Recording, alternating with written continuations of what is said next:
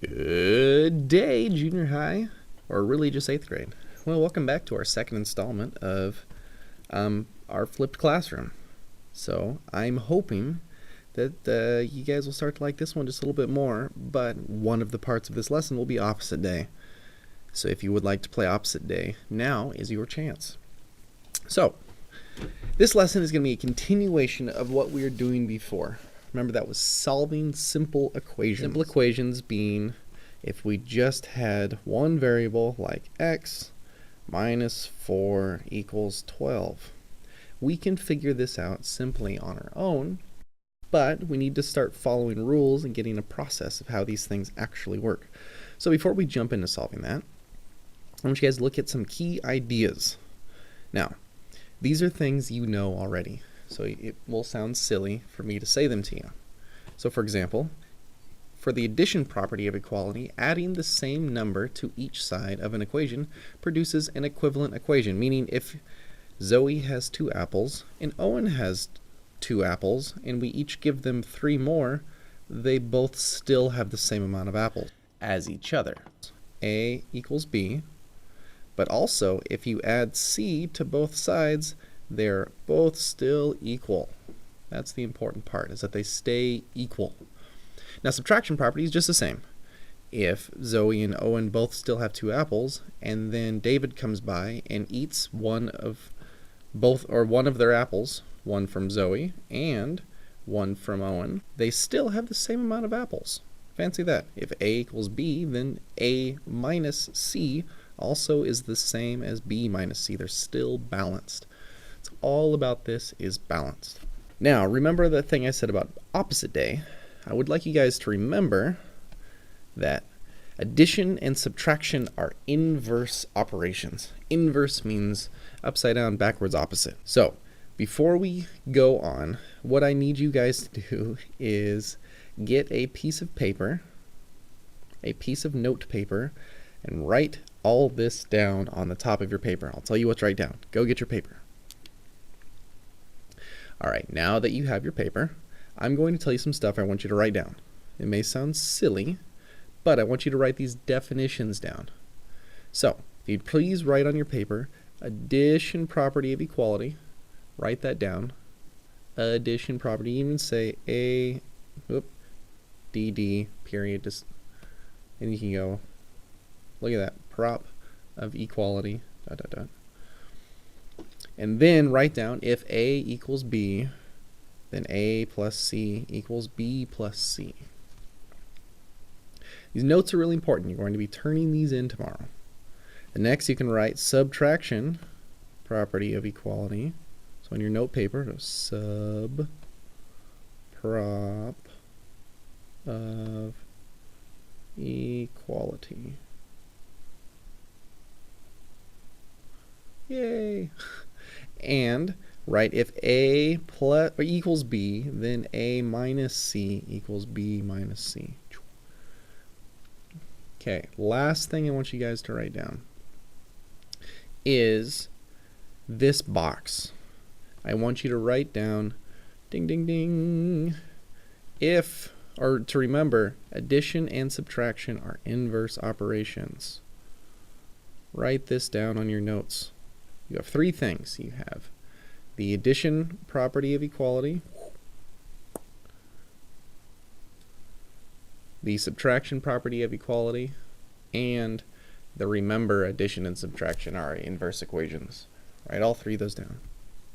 All right, let's put this to some good use.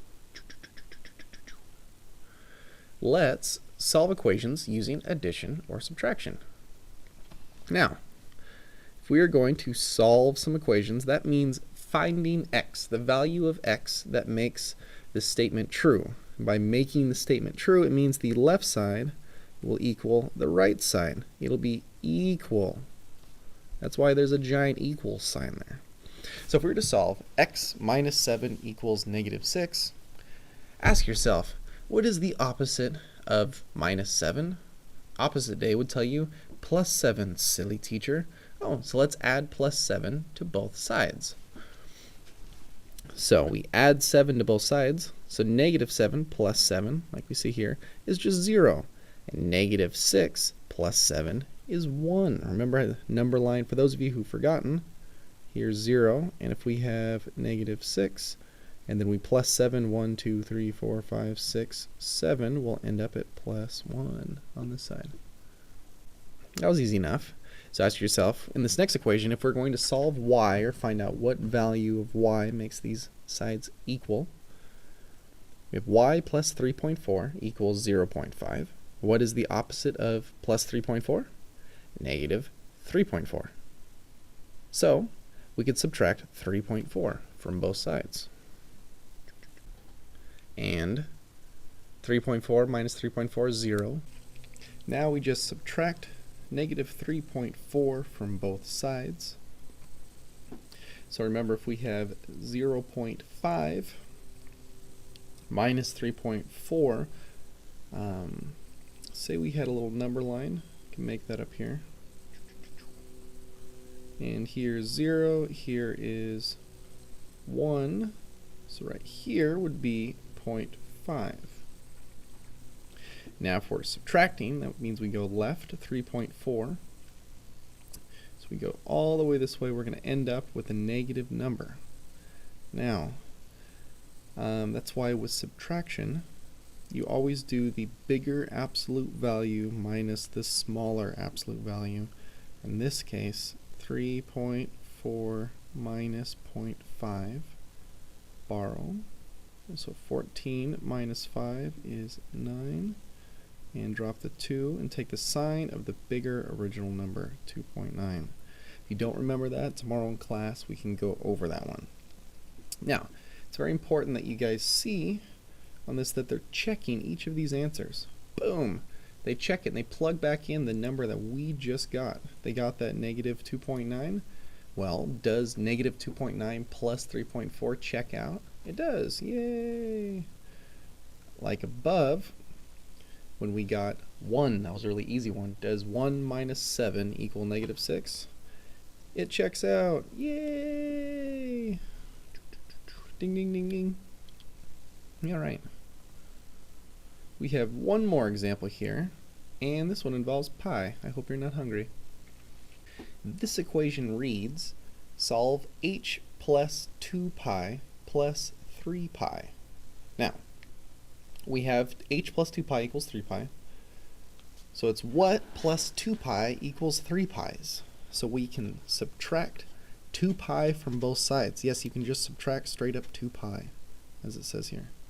And 2 pi minus 2 pi, if you came in and you brought 2 pies to school and you leave the room, come back in, and you see Taylor has eaten both of your pies, well, you would have none pies left. Say you had 3 pies and Taylor ate 2 pies, well, you would have 1 pie left. That's here. So h equals pi. Or if we check it, pi plus 2 pi equals 3 pi. Ta-da! Now you get to do some of your own questions. Please do on your own 1 through 6. You'll be turning those in with your notes. So on your notes thus far, you should have some definitions written about addition and subtraction, properties of equality, as well as that remember this box, that addition and subtraction are the opposites. They're inverse operations of each other. So please do these on your own. If you have questions with these, we can deal with those in class. Hint, hint, what's the opposite of plus 2? Minus 2. Some of you may have had trouble with a few of these. For example, adding 1.7, remember it's opposite day to both sides, 1.7. So you had to do 1.7 plus a negative 0.9, or it's otherwise known as 1.7 minus 0.9. All right, let's talk about multiplication and division. Nifty thing. It's essentially the same thing as before, but it's with multiplication and division. Get out your notebook paper, please. Or granted, it should already be out.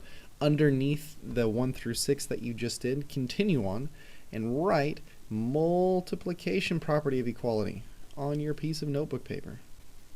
Or you can say mult, or you could even say times prop. So make this what makes sense for yourself. Make it nice and easy. And what that is if you multiply an equation by the same thing on both sides, it's still equal. For example, if A equals B, and then you have A times C equals A times B. If Mr. Davis and I have the equal amount of pets, and then we get twice as many pets, we will still have the same amount of pets between the two of us. It'll still be equal. On your notebook paper, let's write division property of equality. Or you can do the division sign, the old school thing. Dot, line, dot, prop. And that one is going to be, if A equals B, then A divided by C will be the same as B divided by C. As long as C doesn't equal 0, because you can't do that. If you want to have a long discussion on why you can't do that, call Mr. Claus. He would love to explain it to you. I would too. Last thing I want you to write down is this nifty little remember box. Check this out. Multiplication and division are inverse operations. They do the opposite of each other. They go together just like addition and subtraction go together. We're going to use that property to our advantage when we solve equations using multiplication or division. Let's solve this equation. Some of you might be a bit scared of this because we're remembering a lot from last year in this first lesson. We are jumping headlong into math. It is okay. This equation reads -3/4 n equals -2. Or another way to read it is -3/4 times n equals -2. So what's the opposite of -3/4, because we're solving for n? Would be -4/3, the reciprocal. Remember, if you divide by a fraction, you multiply by its reciprocal. Same thing. So let's multiply by the reciprocal on each side. Remember, you multiply straight across. So 4 times 3 is 12, and 3 times 4 is 12. So you have 12 over 12, and negative times a negative is also a positive. So 12 over 12 it simplifies down to 1, so that goes away.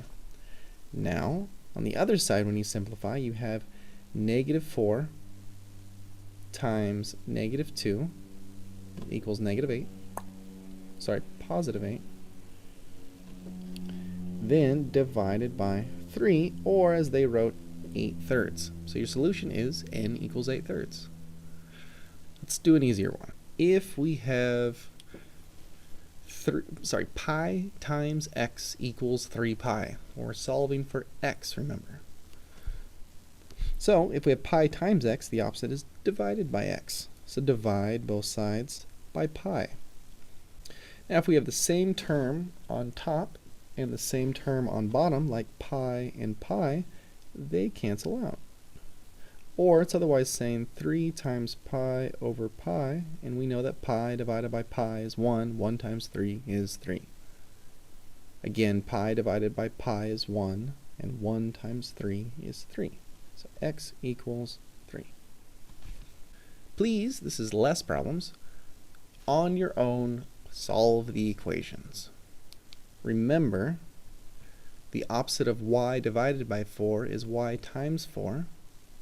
The opposite of 6 pi equals pi times x would be x divided by pi.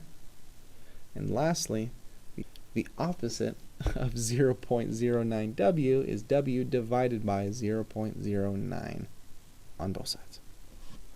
Alright, boom. Last thing. A little bit of practice here for the standardized test.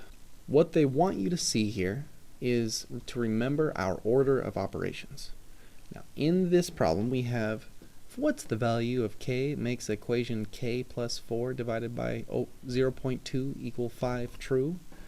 We must remember order of operations. We do multiplication and division first. So first we can do these because these are actual numbers. And then we can solve for k. So what's 4 times divided by 0.02? For those of you who remember long division, we can do that over here. 4 divided by 0.2. Remember, in order to do long division with decimals, you have to move the decimal place over an equal time for both of them. So that would be like saying, move it from here to there. So we have 40 divided by 2. And you guys can do that easily enough. 2 goes into 4 twice and 0. So 4 divided by 0.02 is 20. Now we can subtract 20 from both sides, just like we were doing, and we'll see that 5 minus 20 is negative 15. We are going to skip example 4, and instead I would like you guys to please do on your own 10 and 11. Remember, first we have to follow order of operations. Do 8 divided by 1/2. Remember, we need divide. You multiply by a reciprocal. Looks like 8 times 2 over 1. You can do the rest. And when we solve here, remember to do our absolute value of negative 10 first. If you forget what absolute value means, look that term up in the back of the book. That concludes today's video. You should have done on your own 1 through 11 through this whole thing. And you should have written down notes pertaining to the addition and subtraction properties, as well as the multiplication and the division properties. Please turn those in tomorrow morning. Have a good night.